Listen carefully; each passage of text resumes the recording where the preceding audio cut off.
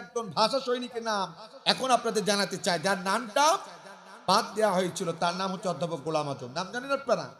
এই অধ্যাপক গোলাম আজমকে অনেকে রাজাকার বলে, আল বদর বলে, আল শামস বলে। কিন্তু আপনাদেরকে জানিয়ে দিতে চাই, এই গোলাম আজম যদি মাতৃভাষার প্রতি, দেশের প্রতি যে মায়া মমতা না থাকতো, সে কখনো ভাষার জন্য আন্দোলন করতে পারতো না। কথা বলেন ঠিক কিনা? অধ্যাপক গোলাম আজম বিগত স্বৈরাচার সরকার তার জানাজার নামাজ, একজন ভাষা সৈনিক তার জানাজার নামাজ পর্যন্ত বাংলাদেশে পড়তে দেওয়া হয় নাই। কথা বলেন ঠিক কিনা? আমরা অনেকে চুরি করে গাইবে আনা নামাজ পড়া হয়েছে। কথা বলেন ঠিক কিনা? এদেশে অনেক নাস্তিকদের জানাজা হয়, যারা ইসলামকে কটূক্তি করে। ওই যে কবি শামসুর রহমান, যে কিনা বলেছিল মসজিদে মুয়াজ্জিন যখন আযান দেয়, এই আযান যেন পতিতার আওয়াজের মতো লাগে। নাউজুবিল্লাহ বলবেন না? একজন নাস্তিক কবি, তার নাম হচ্ছে কবি শামসুর রহমান, যাকে এদেশের সরকার গোল্ড মেডেল পুরস্কার দিয়ে জাতীয় কবি আখ্যায়িত করেছিল, বাংলাদেশে তাকে পূজিত করেছিল। অথচ আপনাদেরকে বলতে চাই, একজন ভাষা সৈনিক অধ্যাপক গোলাম আজম শুধু ইসলামী একামতের দ্বীনের একজন ইসলামী আন্দোলনের কর্মী হওয়ার কারণে, এক ইসলামী দল করার কারণে তাকে ভাষা সৈনিক তত্ত্বের কথা, তাকে বাংলার জমিনে ইন্তেকালের পরে জানাজার নামাজ পড়তে বাধা দেওয়া হয়েছে। কথা বলে ঠিক না ঠিক? শুধু তাই নয়, গোলাম আজম তার কলিজার টুকরা সন্তান, দিকে তাকার ইতিহাস জানেন কিনা জানি না। অধ্যাপক গোলাম আজম তার বাড়ি হচ্ছে ব্রাহ্মণবাড়িয়া। কোন জেলায়? ছয় ভাই ছিল বাংলাদেশের ব্রিলিয়ান্ট ব্যক্তি। এক ভাই ছিলেন বাংলাদেশের 4টা মেডিকেল বিশ্ববিদ্যালয়ের প্রিন্সিপাল, জেনে রাখেন। আর এক ভাই ছিল বুয়েটের ইঞ্জিনিয়ার, বুয়েট বিশ্ববিদ্যালয়ের টিচার ছিলেন। এক ভাই লন্ডনের একজন বড় মাপের ডাক্তার। 6টা ভাই, তারা 6 ভাই ছিল বাংলাদেশের উজ্জ্বল নক্ষত্র। শুধু তাই নয়, গোলাম আজমের ছেলে যারা আছে তারাও ছিলেন অনেক শিক্ষিত মার্জিত। কথা বলেন ঠিক কিনা? তাদের মধ্যে একজন আব্দুল্লাহ আজমি, নাম শুনেছেন আপনারা? সে আব্দুল্লাহ আজমিকেও শুধু বাবা ইসলামী আন্দোলন করার কারণে কলিজার টুকরা সন্তান, এদেশের সেনাবাহিনীর একজন উজ্জ্বল নক্ষত্র আব্দুল্লাহ আজমি ভাই বাংলাদেশের সেনা প্রধান হওয়ার যোগ্যতা রাখতো। কিন্তু তাকে চাকরিচ্যুত করে স্বৈরাচার হাসিনা তাকে হটিয়ে দেয়, তাকে আয়না ঘরের মধ্যে বন্দী করে রেখেছিল। কথা বলেন ঠিক কিনা? আয়না ঘর যারা তৈরি করেছ, মনে রেখো, পৃথিবীর যেই প্রান্তেই পালিয়ে যাও না কেন, এই আয়না ঘর তোমাদেরকে একদিন আনবে ইনশাআল্লাহ। ঠিক কিনা বলে? ওদেরকে ছাড় দেওয়া যাবে না। যারা আয়না ঘর তৈরি করে মানবতা বিরোধী অপরাধ করেছে, যারা আমার কলিজার সন্তানগুলোকে ধরে নিয়েছে, দিনের পর দিন রাতের পর রাত পৃথিবীর আলো বাতাস থেকে দূরে রেখেছে, যারা সত্য কবুতরের কুটির ঘরের মতন, ডক্টর ইউনুস বলেছেন আইয়ামে জাহালিয়াতের যুগটাকেও হার মানিয়ে দিয়েছে এই আয়না ঘর যারা তৈরি করেছে। কথা বলে ঠিক কিনা? কথা বলে ঠিক তবে ঠিক? আপনারা কি প্রমোট করেন, আয়না ঘরের সমর্থন করেন? আমি বলতে চাই, বিগত খুনি হাসিনা সহ যারা দোষর প্রশাসনের যারা এর সাথে সম্পৃক্ত আছে, আমি মনে করি প্রত্যেক জনকে ধরে ধরে এই আয়না ঘরের মধ্যে ঢুকানো দরকার। কথা বলে ঠিক তবে ঠিক কিনা? আমার ভাইরা, আমার এর জন্য আল্লাহর দরবারে সবসময় শুকরিয়া আদায় করা দরকার। আমরা কি কখনো কল্পনা করেছি? কখনো কল্পনা করতে, কোন রাজনৈতিক নেতারাও কল্পনা করতে পারে না। সবাই আমরা হতাশাগ্রস্ত, হয়তো 41, 42, না জানি 50, না জানি আরো কত কিছু। ঠিক না বেটি? কিন্তু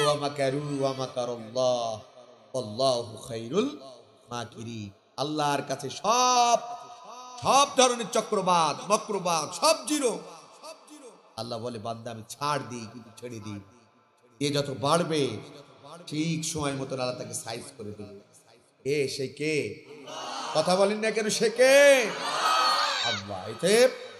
এই কথাকে চিন্তা করে দেশের রাজনৈতিক নেতাদেরকে সর্বদা চলাফেরা করতে হবে। কোনো শৃঙ্খলা নাই, কোনো উগ্রতা নাই, কোনো অস্ত্রবাজি নাই, কোনো টেন্ডারবাজি নাই। সাময়িকের জন্য মানুষের সালাম পাওয়া যাবে, ভালোবাসা যাবে, কিন্তু আল্লাহর জাতের কসম করে বললাম, যারা বেশি শক্তি খাটিয়ে সমাজের মধ্যে কোনো বিশৃঙ্খলা সৃষ্টি করে কোন একটা অস্থিতিশীল পরিবেশ তৈরি করে সম্মান নিবে, একটা সময় তাদেরকে বেইজ্জতি হবে, কেউ তাদেরকে ঠেকাতে পারবে না। কথা বলে ঠিক কিনা? তার দৃষ্টান্ত হচ্ছে বিগত সরকার। ঠিক কিনা? যত নির্যাতন নিপীড়ন স্টিম রোলার চালিয়েছে, লাস্টে কি বাড়া ভাতটাও খেয়ে যেতে পারেন, খেতে পেরেছে? হেলিকপ্টার নিয়ে পালাতে হবে। অতএব সাবধান, কেউ তো হেলিকপ্টার নিয়ে পালাইছে, আবার যদি কেউ ভুল করে লুঙ্গি পরার টাইম পাবে, কি পরার টাইম পাবে না। অতএব সাবধান। কোরআন কার কিতাব, এই কোরআনুল কারীম এমন একটি কিতাব, এমন একটি গাইড, এমন একটি গ্রন্থ যার মধ্যে এক কিঞ্চিত পরিমাণ কোনো ভুল নাই। আছে নাকি? আমি কিন্তু একটা ইউনিভার্সিটির স্টুডেন্ট ছিলাম, বিশ্ববিদ্যালয়ে পড়াশোনা করেছি। আমি যখন ইউনিভার্সিটিতে পড়েছি, আমার দিকে তাকান, এই কোরআন কেমন কিতাব একটু ধারণা দিয়ে মূল আলোচনার দিকে যেতে চাই।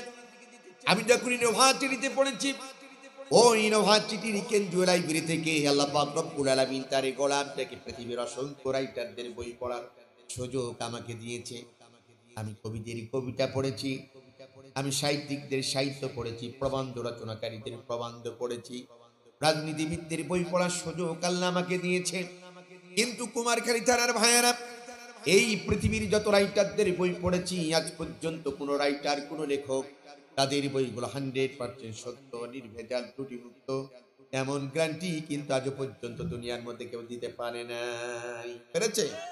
বরং এই দুনিয়ার যত রাইটারদের বই পড়েছি, আপনারা পড়েছেন, লক্ষ্য করে দেখবেন অধিকাংশ রাইটার গুলো তাদের এই বইগুলো শেষে এদিকে সুন্দর করে লিখে দেয়, ও দুনিয়ার মানুষেরা, আমাদের লেখা বইগুলো পড়তে গিয়ে যদি তোমরা কোনো একটি জায়গায় ভুল দেখতে পাও, পৃথিবীর কেউ যদি তোমরা ধরাই দিতে পারো, তাহলে আমাদের বইগুলো আমরা সংশোধন করে নেব, সংস্কার করে নেব, সূত্রে নেব। এমন কথা দুনিয়ার রাইটারদের শেষে লেখা থাকে না। কিন্তু কুমারখালী থানার ভাইয়েরা আমার, ওই ইউনিভার্সিটির কেন্দ্রীয় লাইব্রেরি থেকে আল্লাহ পাক রব্বুল আলামিন তার ছোট্ট গোলামটাকে এই পৃথিবীর অসংখ্য রাইটারদের বই পড়ার পাশাপাশি আরেকটি কিতাব পড়ার সৌভাগ্য দান আল্লাহ আমাকে করেছে, যার নাম হলো আল কোরআন। আমি এই কোরআনুল কারীমের 1 নয় 2 নয়, শুরু থেকে শেষ পর্যন্ত আয়াতে কালিমাগুলো তেলাওয়াত করেছি, অর্থগুলো ধারণ করার চেষ্টা করেছি। কিন্তু আমার আল্লাহ রাব্বুল আলামিন এই দুনিয়ার মধ্যে, দুনিয়ার রাইটার, কবি, সাহিত্যিক, বিজ্ঞানীদের মতো তার এই কোরআনুল কারীমের কোনো একটি জায়গায় বলে নাই, বান্দা আমার এই কোরআন তেলাওয়াত করতে গিয়ে যদি তোমরা কোনো একটি জায়গায় ভুল দেখতে পাও, পৃথিবীর কেউ যদি তোমরা ধরাই দিতে পারো, আমি আল্লাহ আমার কোরআনটাকে সংশোধন করে নেব, সংস্কার করে নেব, সূত্রে নেব। এমন কথা কিন্তু আজ পর্যন্ত আমার আল্লাহ কোরআনে কোনো জায়গায় বলে নাই। বলেছে? বরং আমার আল্লাহ জানে মানুষ বড় চালাক, যার কারণে এই কোরআনুল কারীম নাজিল করার শুরু লগ্নে আজ থেকে 1450 বছর আগে গোটা পৃথিবীর বিজ্ঞানী, কবি, সাহিত্যিক, রাজনীতিবিদদের জন্য তিনি ওপেন চ্যালেঞ্জ ছুড়ে বললেন, যালিকাল কিতাব লা রাইবা ফি, এই কোরআন হচ্ছে সেই কিতাব, এই কোরআন হচ্ছে সেই গ্রন্থ যার শুরু থেকে শেষ পর্যন্ত কোনো একটি জায়গায় এক কিঞ্চিত পরিমাণ ভুল কিয়ামত পর্যন্ত কোনো মানুষ চেষ্টা করে দেখাতে পারবে না। সেই কিতাবের নাম কি? আওয়াজ দিয়ে বলতে হবে, সেই কিতাবের নাম কি? আল কোরআন। সেই কোরআন শুনবেন, শোনার পরিবেশ তৈরি করে দেবেন। এগুলো নিয়ে কখনো বাড়াবাড়ি করা যাবে, ষড়যন্ত্র করা যাবে। রাসূল করিম সাল্লাল্লাহু আলাইহি সাল্লামের যুগের একটা কথা আপনাদের জানাতে চাই।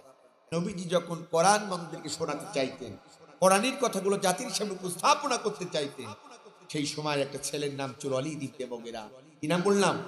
ওলীদ ইবনে মুগীরা। খুব ডিস্টার্ব করতো, লোকদেরকে বলতো, খবরদার, মুহাম্মদের কথা শোনা যাবে না, ওটা পাগল। ও একটা কি বলেন? পাগল। আল্লাহর নবীকে পাগল বলে আখ্যায়িত করতো, লোকদেরকে ভীতসস্ত করতো, ভয় দেখাতো। আল্লাহর নবীর মনটা বড় খারাপ হয়ে গেল যে আমি কোরআন থেকে কথা বলতে চাই, শুনতে দেয় না, আমার ভয় দেখায়। নবীদের কি হলো বলেন? মন খারাপ হয়ে গেল। আল্লাহ পাক রব্বুল আলামিন আসমান থেকে ওহী নাজিল করলেন। কি নাজিল করলেন?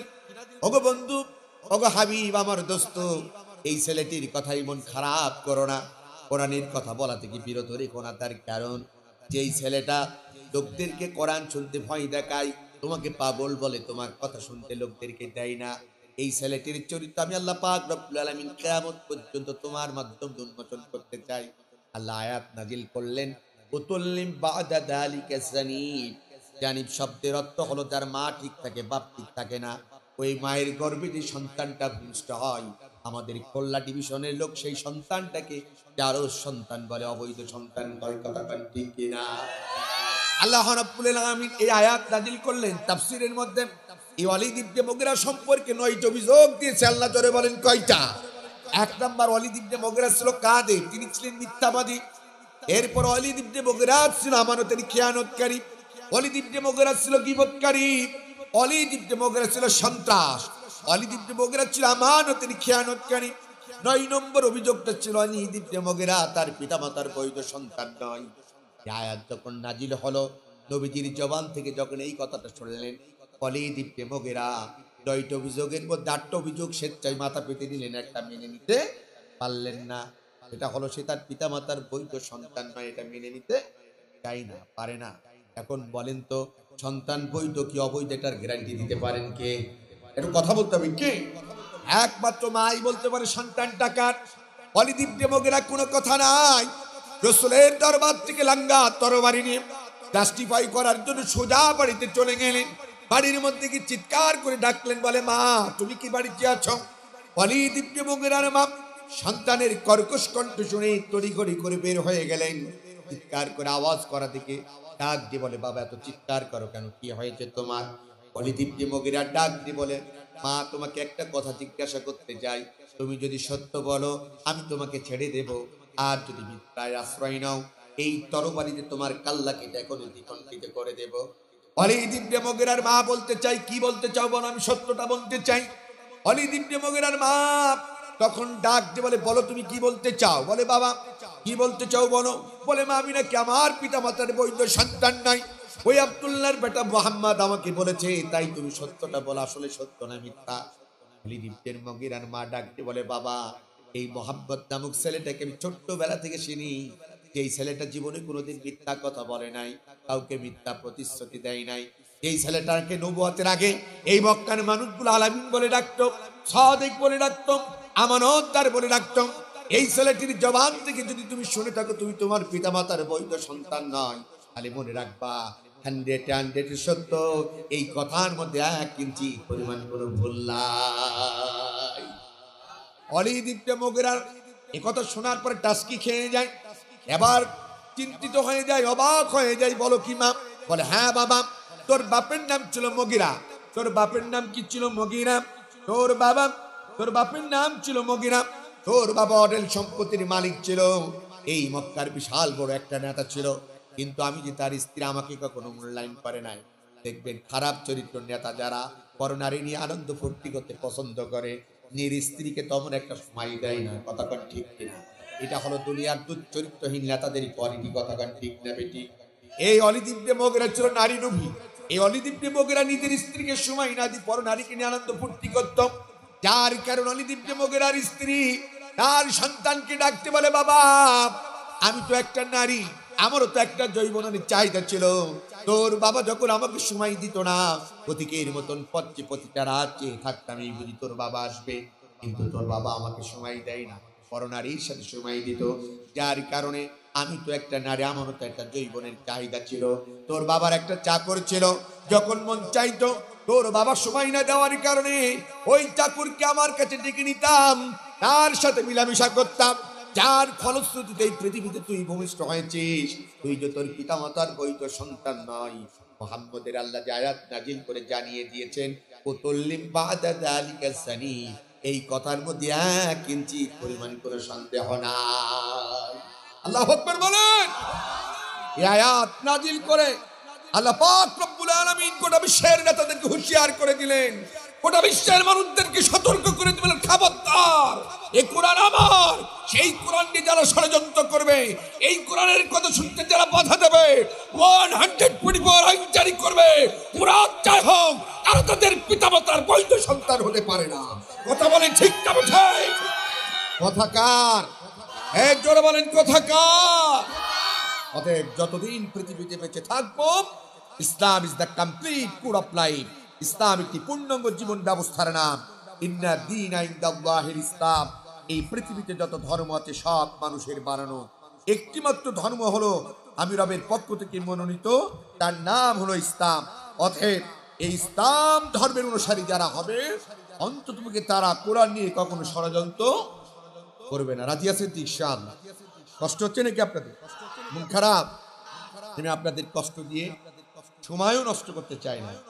ইন্তেজামি কমিটি যদি থাকেন, আমি বলবো যারা মহতারাম সিরিয়াল মেনটেন করে খুব সংক্ষিপ্ত সময় তাদেরকে কিছু কথা বলার সুযোগ তৈরি করে দিন, যেহেতু তিনারা অনেক ব্যস্ত মানুষ। মাইক্রোফোনটা কই? এই মাইক্রোফোনটা একজন উপস্থাপক কে কথা বলবে আগে, কার কার দেবেন, একটু স্বল্প সময়, আমি একটু কষ্ট হবে নাকি আপনাদের? একটু করব কাজ, কেউ না করুক আমি করব কাজ। আল কোরআনের আহ্বানে দিন কায়েমের প্রয়োজনে নতুন করে আবার আমি শপথ নিলাম আজ, কেউ না করুক আমি করব কাজ। আল্লাহুম্মা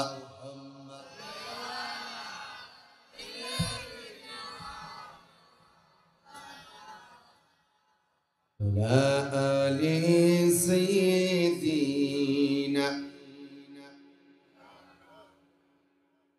সবাই বলেন সাল্লাল্লাহু। আমি বলবো যাদের অতিথির সাথে দেখা হয়ে গেছে বসে যান, আর অতিথিতে ভাইদেরকে বলবো আপনাদের যারা এই গ্রামে তাদেরকে বসাই দিয়ে আপনারা চলে যান, দ্রুত যান, খুব দ্রুত এদিকে আসেন, খুব দ্রুত আসেন, এখানে ডিস্টার্ব হচ্ছে। যারা রাস্তায় দাঁড়িয়ে আছেন মেহমান বাদে যারা বিনা কারণে কোনো ভিড় করছেন আপনারা আসেন, আর না হয় চলে যান, খুব দ্রুত আসেন, খুব দ্রুত আসেন। মেহমান ছাড়া যারা রাস্তায় ঘোরাফেরা করছে দ্রুত আসেন, আসেন আসেন আসেন। হ্যাঁ, ওরা দাঁড়াই কারা, আসেন না কেন, আসেন।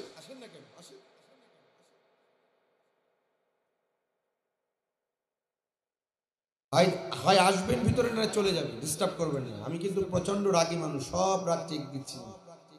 আমি কিন্তু মাহফিলের আশা করি না, জীবনে বহু মাহফিল জীবনে করেছি। আমি খুব স্ট্রংলি কথা বলতে পছন্দ করি। আমি কোনো তেলবাজও নাই, তেলবাজ করতেও পছন্দ করি। অতএব যারা ওনাদের ভক্ত আছেন এখানে চলে আসেন, নেতা চলে গেছে, আপনাদের উচিত কোরআনের কথা শোনা।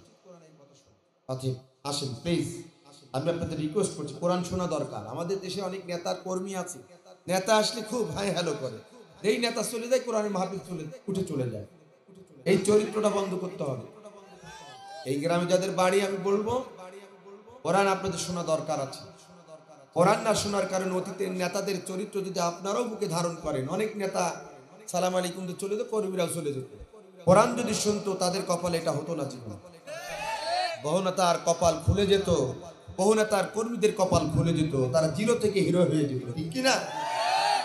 হযরত ওমর নাম শুনেছেন? টপ লিডারের সন্ত্রাস ছিল।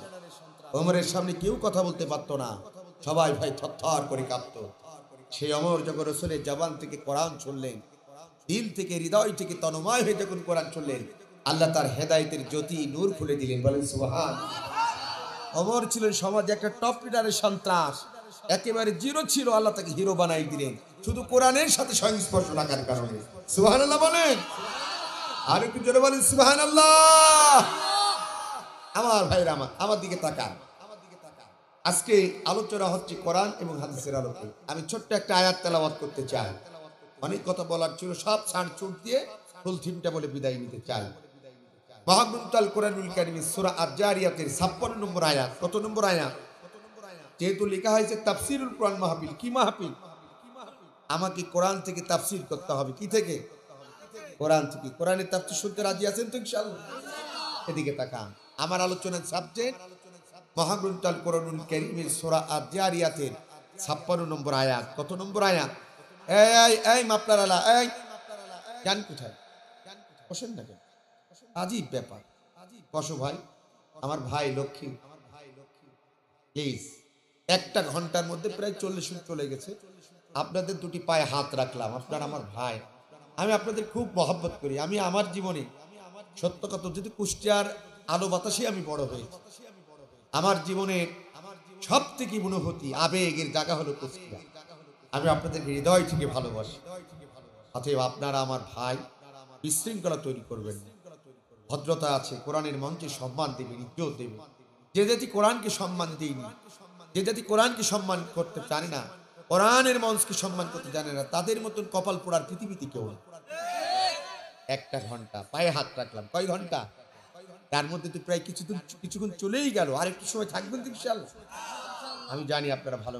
আসেন, আমার আলোচনা হচ্ছে কোন সূরা? সূরা আয-যারিয়াতের 56 নম্বর আয়াত। আয়াতটা হলো এই, এদিকে তাকান। আউযু বিল্লাহি মিনাশ শাইতানির রাজীম, বিসমিল্লাহির রহমানির রহিম। ওয়ামা খালাকতুল জিন্না ওয়াল ইনসা ইল্লা লিয়াবুদুন। সাদাকাল্লাহুল আযীম। আল্লাহ পাক রব্বুল আলামিন এই সূরার এই আয়াতের মধ্যে বলছেন, আমি এই পৃথিবীতে এই কথা বলতে এই ছেলে, আজীব ব্যাপার, গরুর মতো চিল্লাও কেন? চুপ যাও।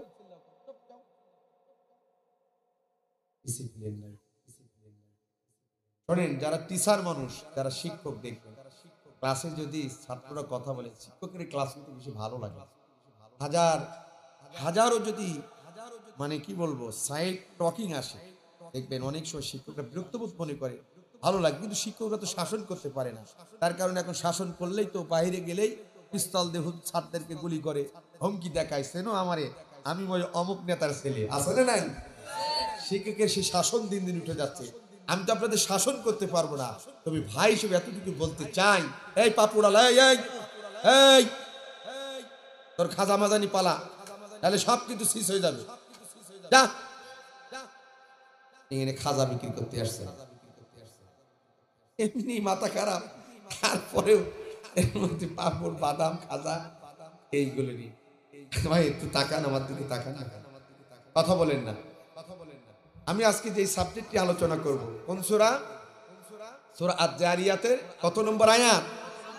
56 নম্বর আয়াতটা হলো এই, ওয়ামা খালাকতুল জিন্না ওয়াল ইনসা ইল্লা লিয়াবুদুন। আল্লাহ তাআলা বলছেন, আমি এই পৃথিবীতে দুইটা জাতি, দুইটা সম্প্রদায়, দুইটা গোত্রকে সিলেক্টেড করেছি, নির্বাচিত করেছি, মনোনীত করেছি শুধুমাত্র, কেবলমাত্র, একমাত্র আমি রবের ইবাদত, আমি রবের বন্দিগি, আমি রবের পাইরবি করার জন্য। একটু জোরে বলা যাবে না সুবহানাল্লাহ? কথাটা কার? আল্লাহ। সেই দুইটা জাতি কারা? আমরা জানি, একটা হলো মানুষ, একটা হচ্ছে জিন জাতি, আর একটা হচ্ছে মানব জাতি। তাহলে আমরা তো মানুষ, এখন আমাদের ইবাদত করতে হবে কার? কথাগুলো খুব ঠান্ডা মাথায় বুঝবেন। আল্লাহর ইবাদত করব কেন, তার তো একটা দলিল থাকা দরকার। কি থাকা দরকার না? আমি আর আপনি কিন্তু বাঙালি, আর বাঙালি মানুষ নগদে বিশ্বাসী। উদাহরণ যদি নগদ দেয় বুঝবেন ভালো, বাঙালিরা কিসে বিশ্বাসী? কথা বলেন না, কিন্তু কিসে বিশ্বাসী? আমরা তো সেই পার্টি, রাতে যদি কেউ এসে বলে মাছ ভাই 1000 টাকার একটা নোট দিলাম, আমি তো বোতল মার্কায় দাঁড়াইছি, একটু দেখো, আমরা 1000 টাকার নোট আস্তে করে ঢুকাই দিই, বলি মাছ ভাই টেনশনের কারণ নাই, ওটা তো হবে দিনে, রাতেই আপনার জন্য বাক্স লোড করে দেবে। কতক্ষণ আছে না নাই? তার মানে আমরা বাঙালি কিসে বিশ্বাসী? নগদে বিশ্বাসী হওয়ার কারণে 17টা বছর জুলুমের শিকার হয়েছেন, কথা বলার টাইম পান নাই, বলেছেন হয় জেলে, না আইনা ঘরে, আর নাই ফাঁসির কাজটি। কতক্ষণ ঠিক কথা বলেন? আর কি সেই নগদ নিয়ে আর কাউকে এই কাজ করবেন? বিকাশের টাকা নিয়ে দিনের ভোট রাতে করবেন? হ্যাঁ, আল্লাহ হেদায়েত দিক বলেন আমি। আমার ভাইয়ের আমার, তাহলে আল্লাহর ইবাদত করব কেন? এটা নগদ উদাহরণ। এদিকে তাকান, এই যে লাইট জ্বলছে, নগদ তাকান, এই লাইটটা তৈরি করেছেন কে? কেউ কি বলতে পারবেন? একজন মানুষ। কারি, তিনি একজন বিজ্ঞানী। তাকে সৃষ্টি করেছেন কে? ও কুমারখালী থানার ভাইয়েরা আমার, আমার দিকে তাকান, যুক্তিটা নিয়ে যান। এই যে লাইট আবিষ্কারক, যিনি লাইট তৈরি করেছেন, তিনি কিন্তু একজন মানুষ, তিনি একজন বিজ্ঞানী, যার মেধা দিয়েছেন আমার আল্লাহ। এই বিজ্ঞানী যিনি লাইট তৈরি করেছেন, তার কিন্তু লাইট তৈরি করার সময় একটা উদ্দেশ্য ছিল, অন্ধকারকে আলোকিত করা। কথা বলেন ঠিক কিনা? আমি যেই মাইক্রোফোনে কথা বলছি, যিনি মাইক্রোফোন তৈরি করেছেন, তিনি কিন্তু একজন মানুষ, তিনি একজন বিজ্ঞানী, যার মেধা দিয়েছেন আমার আল্লাহ। এই বিজ্ঞানী যিনি মাইক্রোফোন তৈরি করেছেন, তার উদ্দেশ্য ছিল আস্তে কথা বলবে, সাউন্ডটাকে অনেক দূরে ছড়িয়ে দেবে। কথা বলেন ঠিক কিনা? কুষ্টিয়া জেলার কুমারখালী থানার ভাইরা, তাহলে একটা মানুষের তৈরি করা লাইট আবিষ্কারকের তৈরি করা জিনিসের যদি লক্ষ্য এবং উদ্দেশ্য থাকতে পারে, যিনি আমাদের রব, তিনি আমাদের খালেক, তিনি আমাদের মালিক, তিনি আমাদেরকে এত সুন্দর হাত দিয়েছে যা পৃথিবীর কোন ইঞ্জিনিয়ার দিতে পারবে না। তিনি আমাদেরকে এত সুন্দর পা দিয়েছে যা পৃথিবীর কোনো ডাক্তার দিতে পারবে না। তিনি আমাদেরকে এত সুন্দর চোখ দিয়েছে যা পৃথিবীর কোনো নেতা নেত্রী দিতে পারবে না। শুধু তাই নয়, এই পৃথিবীর মধ্যে যত মাখলুকাত আছে, সমস্ত মাখলুকাতের মধ্যে সৃষ্টির সেরা জীব হিসাবে এই রব্বি কারীম আমাকে আপনাকে এত সুন্দর করে তৈরি করলেন, বলেন তো দেখি সে আল্লাহ তাআলা আমাদেরকে দুনিয়ার মধ্যে পাঠানোর কোন উদ্দেশ্য থাকতে পারে কি পারে না? নিশ্চয় থাকতে পারে মুসলমান। আমার আল্লাহর উদ্দেশ্য একটাই, ওয়ামা খালাকতুল জিন্না ওয়াল ইনসা ইল্লা লিয়াবুদুন। আমার আল্লাহর উদ্দেশ্য একটাই, তার বান্দা তার বান্দি তার ইবাদত করবে, তার বন্দেগী করবে, আর এর বিনিময়ে আল্লাহ রাব্বুল আলামিন তাদেরকে জান্নাত দান করবে। সুবহানাল্লাহি ওয়া বিহামদিহি সুবহানাল্লাহিল আযীম। তাহলে আল্লাহর ইবাদত করব কেন? তার ছোট্ট একটা উদাহরণ বুঝলাম, মোটামুটি। এবার আসুন সে আল্লাহর ইবাদত গুলো কি চিনা দরকার, দরকার আছে না? আমি কিন্তু অনেক শর্টকাট করে মূল থিমটা বলতেছি, একটু সবর করেন, ভালো লাগবে। এখন সে আল্লাহর ইবাদত গুলো কি আমাদের চিনা দরকার, দরকার আছে কিনা? আল্লাহর ইবাদত মানে তো আমরা তো এখন মোটামুটি বুঝি, সুদ খাওয়া এটা তো এক নাম্বার, ঠিক না বেশি? এটা তো আল্লাহর ইবাদত, ইবাদত না? হ্যাঁ হ্যাঁ, এটা ইবাদত না? ও তাহলে মনে কুমার খালির লোক একেবারেই ফেরেশতা, এটাই কেন চলে না? চলে। আমাদের আমাদের সোয়াডাঙ্গা জীবননগরে আছে 1200, 1500, আবার সুযোগ পেলে চাচা 500 খায়। কত খায়? কত খায়? 800। আচ্ছা, আপনাদের এলাকায় না, এখানেও আছে। আহা, অথচ কিছুক্ষণ আগেই তো আপনারা বললেন আল্লাহ মানুষকে পাঠিয়েছে তার ইবাদত করার জন্য। সুদ, এই ছেলে উঠে যাচ্ছে কিনা, এটা বসো। এখনকার ইয়াং ছেলে পিলে চেহারা দেখলেই বোঝা যায় কিছু ছেলে উঠবে। তার কারণ কি জানেন? ফেন্সি ডিলার ইয়াবা যারা খায় তারা 1 ঘন্টা বসে থাকতে পারে। বাংলাদেশের অধিকাংশ যুবক সব এখন ফেন্সি খোর আর ইয়াবা। আপনার অন্তত পক্ষে ভালো, যেটা আবার উঠবে ও চেহারা দেখলেই বোঝা যাবে ও কোন কাতারের লোক, ঠিক কিনা? এত সোজা নাই। যুবক, তোমরা আমার ভাই, তোমরা আমার কলিজা, আমি তোমাদের জন্য আল্লাহর কাছে তুই হাত তুলে দোয়া করি। এই যুবক বয়সের মানুষদেরকে আল্লাহ অনেক প্রাধান্য দিয়েছে। এই যুবকদের ইবাদত আল্লাহ তাআলা খুব ভালোভাবে গ্রহণ করে, কতক্ষণ, ঠিক কিনা? আচ্ছা, একটা যুবক যেটা উঠবে অতি প্রয়োজন ছাড়া, আমরা মনে করি সে ডাইল খোর নাই, ফেন্সি খোর, আর না সে বোতল খোর নাই, গাঁজা খোর, ঠিক না বেটি? 1 ঘন্টা তারা বসে থাকতে পারে না, ওটা যুবক না। আমার বন্ধু ওই যে মুজাম্মিল ওয়াজ করি, তাই বল ওটা হিজলা। ওটা কি এখন হিজলা কি কি দেখলেই বোঝা যাবে। থাকেন, বসেন। অনেক কষ্ট করে এসেছি, এই মাহফিলে অনেক ঝামেলা হয়েছে, মাহফিল করবো না, কমিটির কাছে রিকোয়েস্ট করেছি। এই নোয়াখালী আমার প্রথমে সেই মাহফিল ছিল কক্সবাজারের এই চট্টগ্রামের সেই ফটিকছড়ি, একেবারে পাহাড়ের মধ্যে। অনেক দিন দরবার করে অনেক কষ্ট করে এই মাহফিল নিতে হয়েছে আমার। এত কষ্ট করে এই প্যান্ডেল করলেন, গেট করলেন, সাউন্ড সিস্টেম আয়োজন করলেন, হাজার হাজার টাকা খরচ করলেন, আর যুবকেরা উঠে যাবা অত সোজা না। যদি ওটো তো আজকের মাহফিলে তোমাকে আমি 100% ধরে নেব তুমি মদ ঘর নাই, তারিখও নাই, গাঁজা নিশা লেগে গেছে, এখন উঠে যাচ্ছে, ঠিক না ঠিক? বসেন, আল্লাহ কবুল করুক, বলে না আমি। এদিকে তাকান। তাহলে সুদ এটা ইবাদত নাই, সুদ এটা কি বলেন? এটা কি হারাম। সুদ আছে না নাই? সুদঘর বাজারে গিয়ে আবার আঙুল দেখায়, চাচা বড় মাছটা আমারে দাও। নদীর মাছ উঠলে আগেই সে কিনে কিনে আসলে নাই।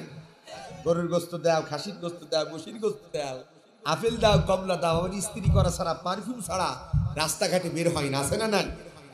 সুদঘরদেরকে বলতে চাই, যদি থেকে থাকেন ওই সুদের টাকা দিয়ে গরুর গোশ, খাসির গোশ, মুরগির গোশ খাওয়ার থেকে শুকরের গোস্ত খাওয়ার অনেক ভালো। কথা বলেন না কেন? নবীজি বলছেন যারা সুদ খায়, এই সুদখোরদের তাদের সর্বনিম্ন গুনাহ হলো নবীজির ভাষায় সে যেন তার নিজের মায়ের সাথে জিনা করে নিল। কথা বলেন না কেন? নাউজুবিল্লাহ। সুদখোর আমার দিকে তাকান, যারা সুদ খায়, যদি 1 টাকার কেউ যদি দুনিয়ার মধ্যে সুদ খায়, নবীজি বলছেন সে যেন 70 বার তার মায়ের সাথে জিনা করার মতো গুনাহ তার আমলনামায় লিখে নিল।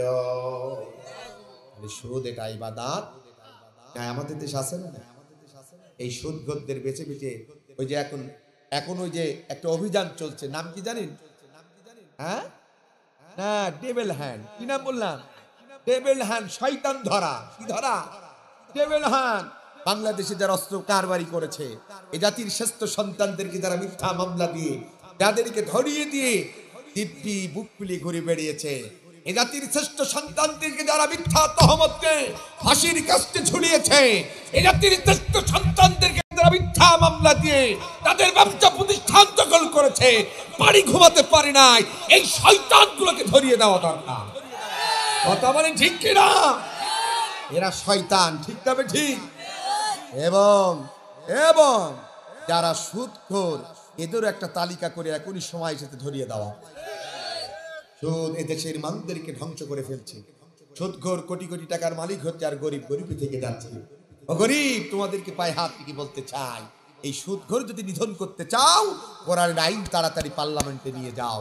যদি কোরআন বাংলার পার্লামেন্টে থাকে, বাংলাদেশে কোনো সুদখোর আর সুদি কারবারি করতে পারবে না। কথা বলেন ঠিক না ঠিক? কষ্ট হয়। তাহলে ইবাদত করতে হবে কার? তাহলে সুদ এটা ইবাদত নাই। এবার আছেন ধর্ষণ করা, এটা কি ইবাদত? আছে না নাই?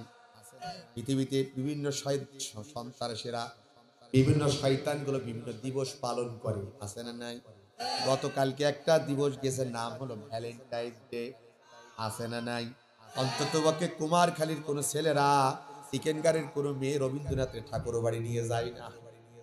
কুমারখালীর এই এলাকার ছেলেরা কোন মেয়েকে নিয়ে ওই লালন ফকিরের মাজারে ঘরে না। হ্যাঁ হ্যাঁ, যাই।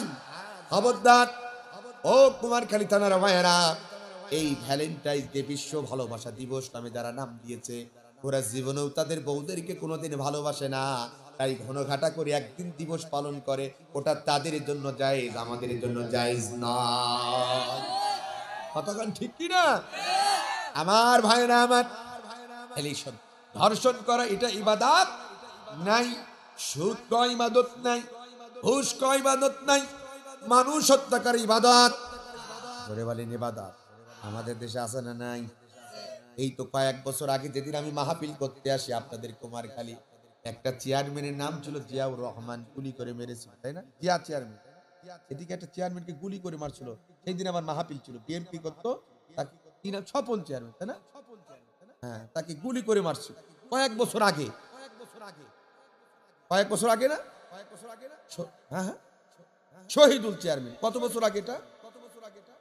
হ্যাঁ, এরকম অনেক আগে একটা গুলি করে চেয়ারম্যানকে হত্যা করেছে। মানুষ কত নিষ্ঠুর! এদিকে তাকান, মানুষ কত নিষ্ঠুর!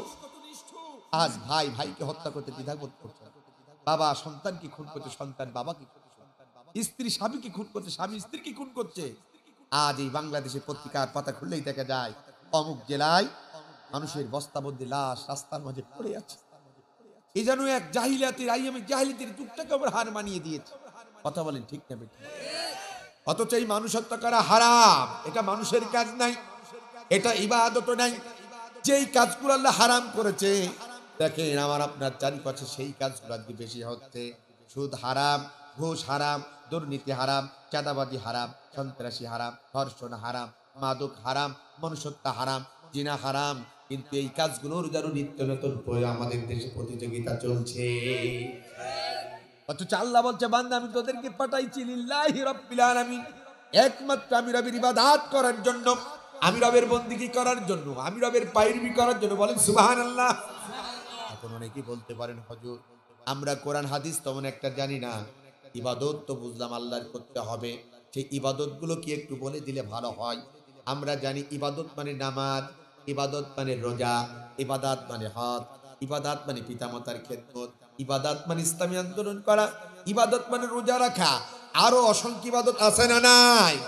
ও কুমারখালী থানার ভাইয়েরা, আমার আল্লাহ পাক রব্বুল আলামিন ডাকতে বলে, বান্দা আমি রব তোদের যত ইবাদতের কথা বলেছি, একজন মুসলমান আমানতু বিল্লাহ, আমি আল্লাহর প্রতি ঈমান আনার পরে তার জীবনের 1 নাম্বার ইবাদত হবে ওয়াকিমুস সালাত, দৈনন্দিন স্রষ্টার সান্নিধ্যের জন্য এই মসনদ অবনত করে মসজিদে গিয়ে 5 বার হাজিরা দেওয়া। জোরে বলেন কয়বার? কথাটা কার? আরো জোরে বলেন কথা কার? নামাজ পড়তে হবে কয় ওয়াক্ত? কেন পড়বেন? 5 ওয়াক্ত জানা দরকার আছে না নাই? আমার দিকে তাকান, আজ দুনিয়ার মধ্যে কত দল, কত নেতা, কত কর্মী আছে না নাই?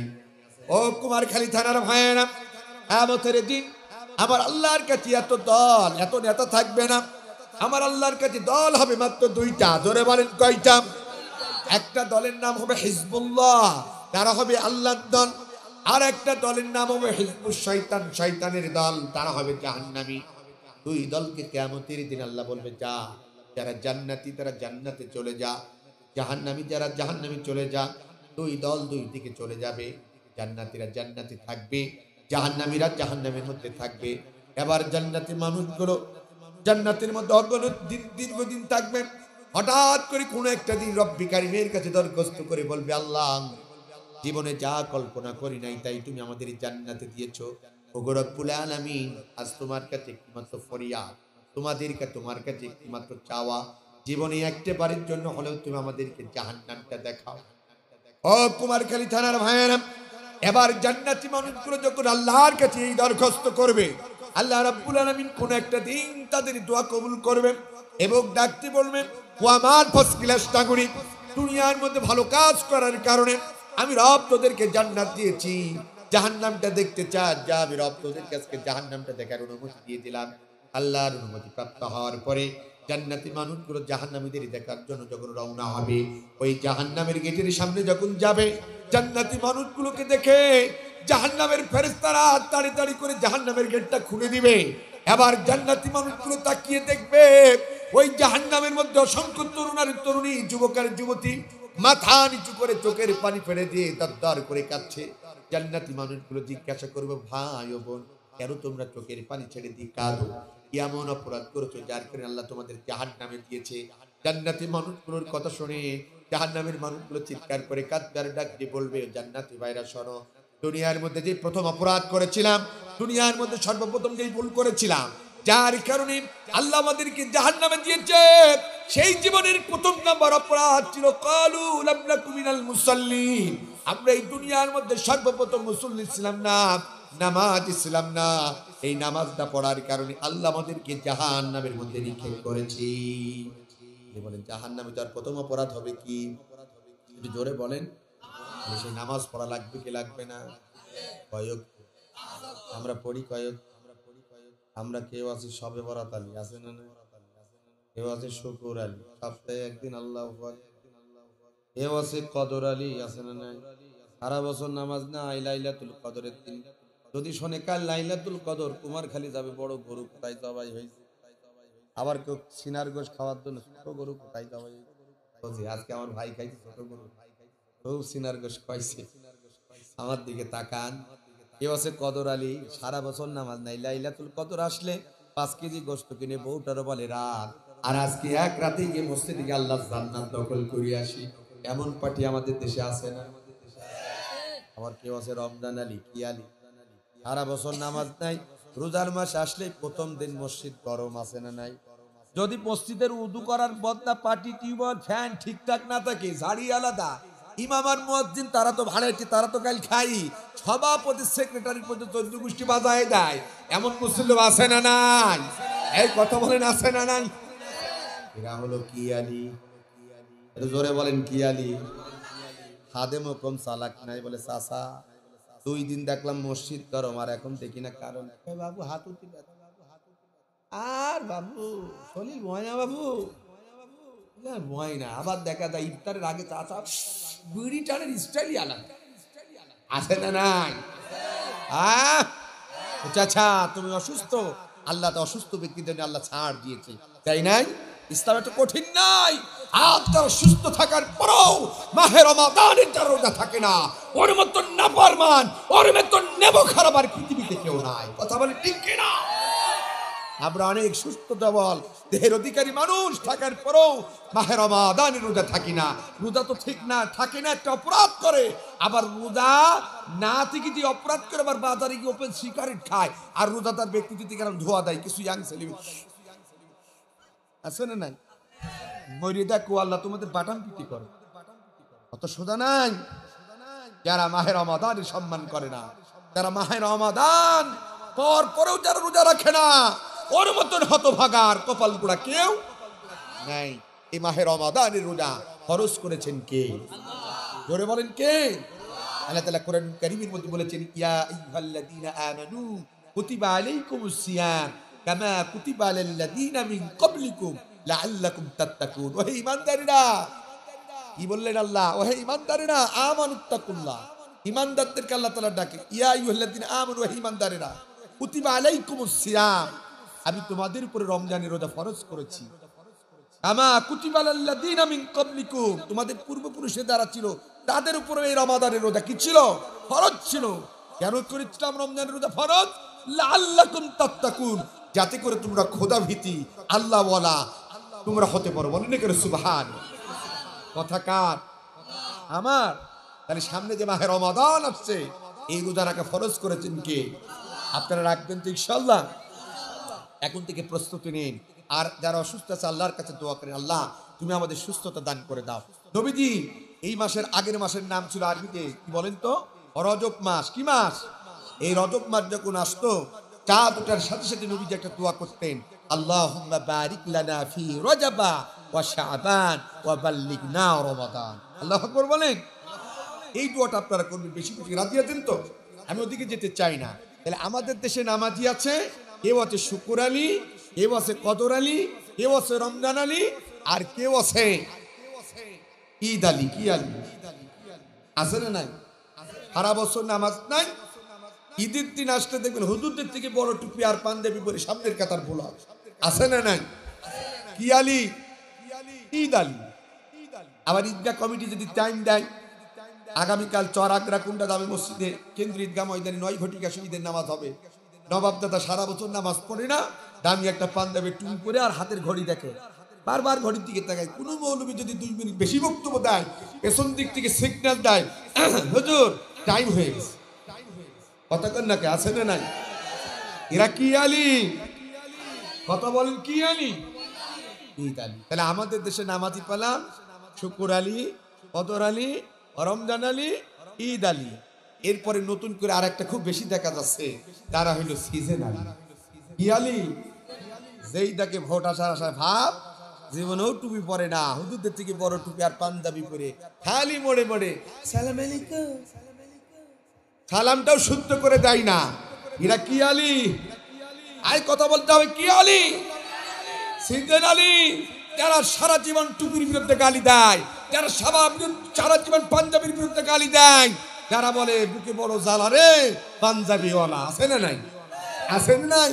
পাঞ্জাবিওয়ালা দেখলে নাকি গায়ে জ্বালা ধরতো, আর যেই ভোট আসে এবার পাঞ্জাবি আর টুপি করে লোকদেরকে দেখায় সালাম আলাইকুম। আমার মতন ফেরেশতা আর কেউ নাই, হাত নাড়ায়। তার মানে হাত নাড়ানোর মধ্যে একটা কিন্তু হচ্ছে, তারা বলতে তাড়াতাড়ি ওই জায়গায় বসাও, হাট মাঠগুলো তাড়াতাড়ি একটু ছাড়ি। আছে না নাই? অবৈধ টাকা ইনকাম করার পন্থা যাদের, তারাই হচ্ছে সিজন আসতে মাথায় টুপি দেয় আর গায়ে পাঞ্জাবি পরে।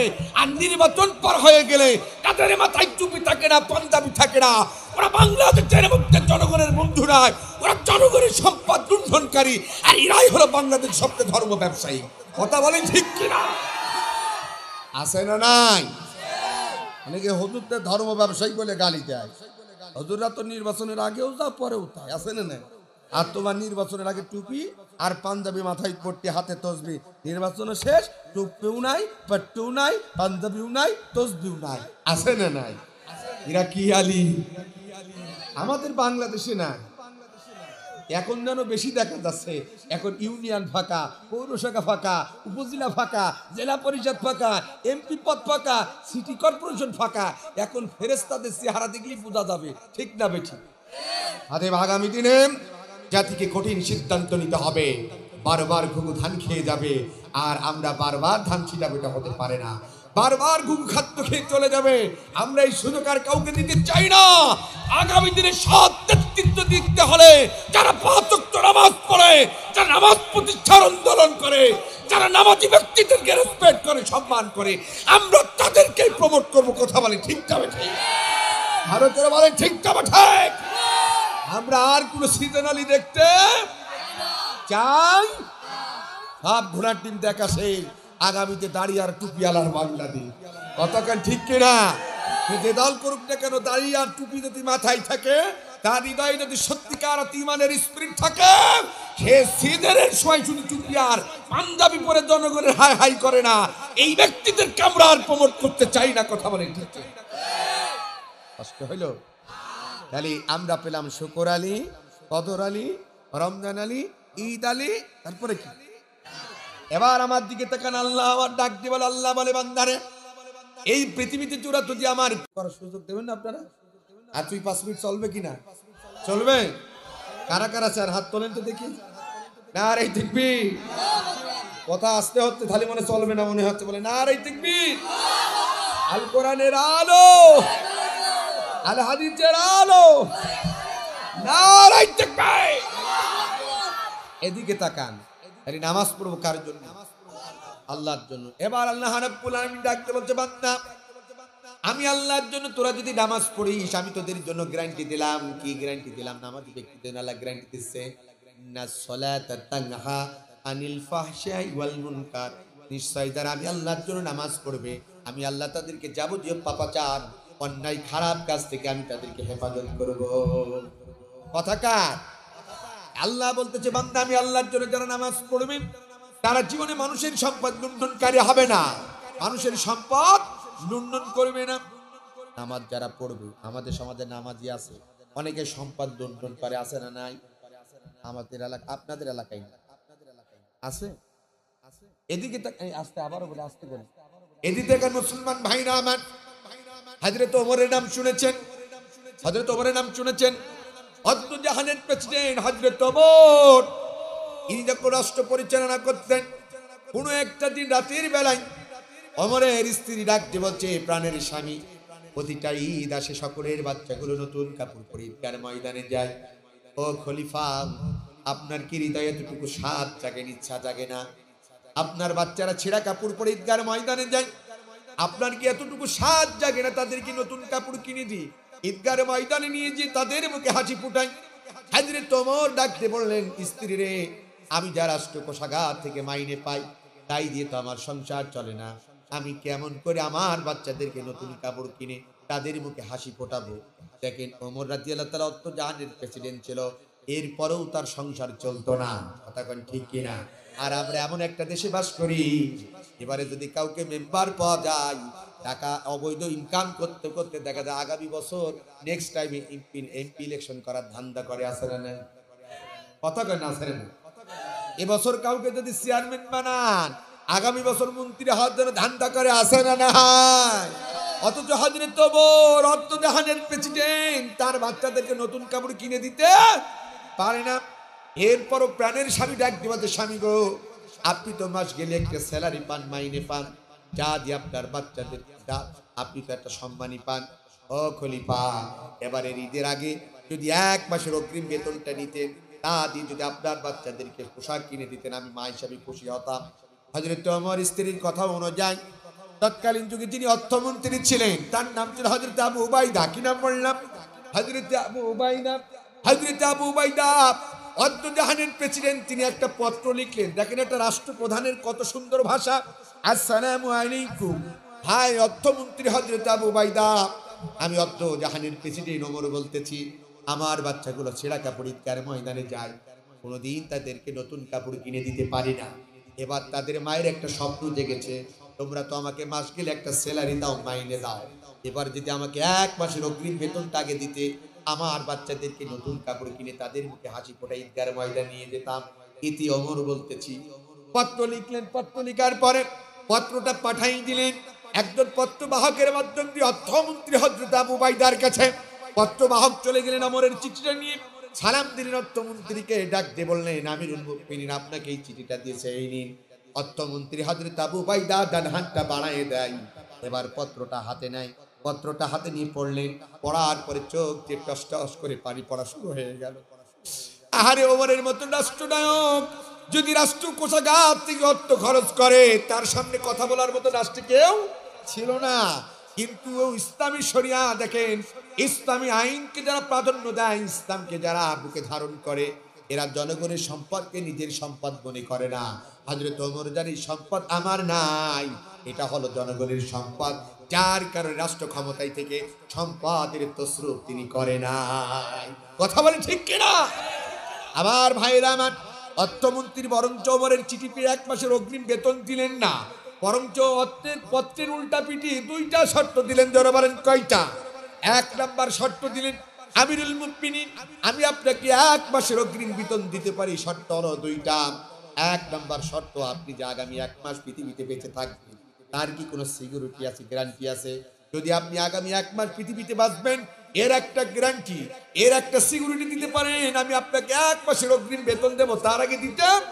নাম্বার 2, আমিরুল মুমিনিন, এই রাষ্ট্রের মানুষ আপনাকে যেই ক্ষমতার মসনদে বসিয়েছে, আগামী 1 মাস এই রাষ্ট্রের মানুষ আপনাকে এই ক্ষমতার মসনদে রাখবে কিনা, এর একটা সিকিউরিটি, এর একটা গ্যারান্টি আপনাকে দিতে হবে। যদি দিতে পারেন, আমরা আপনাকে 1 মাসের অগ্রিম বেতন দেব, তার আগে দিতে পারবো না। আমার ভাইরা, আমার পত্রবাহকের কাছে হযরতে আবু উবাইদা অর্থমন্ত্রী বললেন, যাও এই চিঠিটা গিয়ে আবার ওমরকে ব্যাগ দিবা। ওদিকে ওমর প্রতীকের মতন পথে বসে আছে যে 1 মাসের অগ্রিম বেতন দেবে, তা দিয়ে আমার বাচ্চাদেরকে নতুন কাপড় কিনি, তাদের মুখে হাসি ফুটাই ঈদগার ময়দানে নিয়ে যাব। হঠাৎ করে পত্রবাহক হাজির, সালাম দিলেন, পরে বলেন, আমিরুল মুমিনিন, আপনি যেই পত্রটা দিয়েছিলেন সেটা আমি জমা দিয়েছিলাম। আপনার অর্থমন্ত্রী পড়লেন, পড়ার পরে উল্টা পিটি কি যেন লিখে আপনাকে রিটার্ন দিচ্ছে, এই নিন। হযরত ওমর ডান হাতটা বাড়াই দিলেন, পত্রবাহকের কাছ থেকে চিঠিটা নিলেন, পত্রটা খুললেন, উল্টা পিঠে পত্রটার উল্টা পিঠে 2টা শর্ত দেখে হযরত ওমরের জবান চোখ থেকে টস টস করে পানি পড়তে শুরু হলো। এবং হযরত ওমর আল্লাহর দরবারে সেজদায় পড়ে শুকরিয়া আদায় করবেন, আল্লাহ, যেই রাষ্ট্রের রাষ্ট্রনায়ক কুরআন দিয়ে রাষ্ট্র পরিচালনা করে, সেই রাষ্ট্রের মধ্যে তুমি আমাকে একটা যোগ্য অর্থমন্ত্রী দিয়ে দিয়েছো। সুবহানাল্লাহ বলবেন না? হযরত ওমরের মতন রাষ্ট্রনায়কের আজকে বড় প্রয়োজন। কথা বলে ঠিক তবে ঠিক।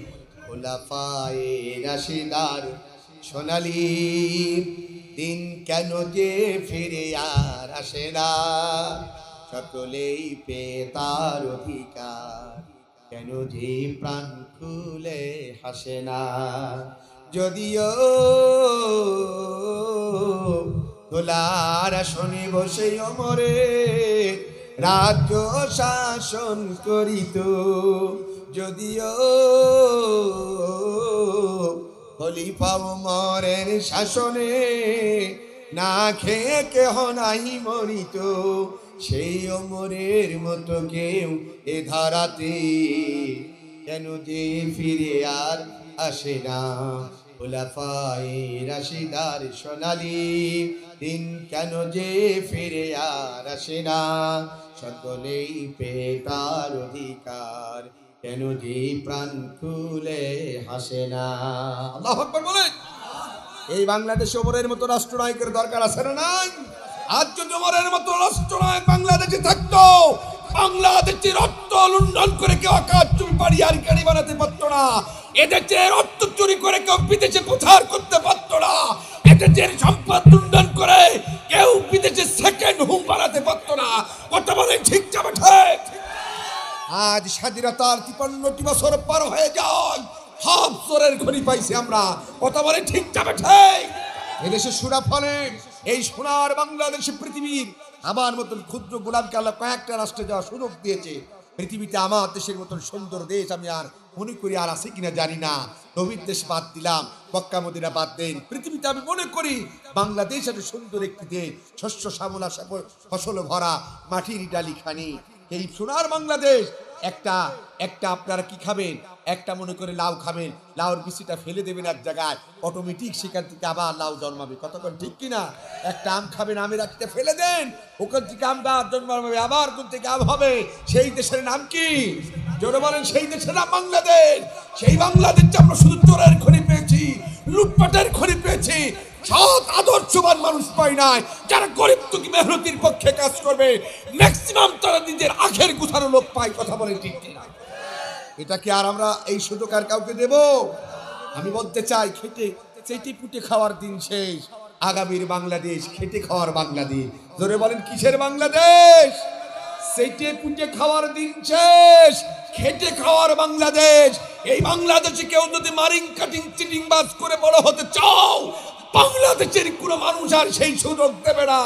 যারা এই চরিত্রের অধিকারী হবে তাদেরকে প্রশাসনের হাতে তুলে দিতে হবে, বাংলার জমিনে বিচারের কাঠগড়ায় দাঁড় করাতে হবে। কারা কারা তার জন্য প্রস্তুতি? হাত আল্লাহকে দেখা।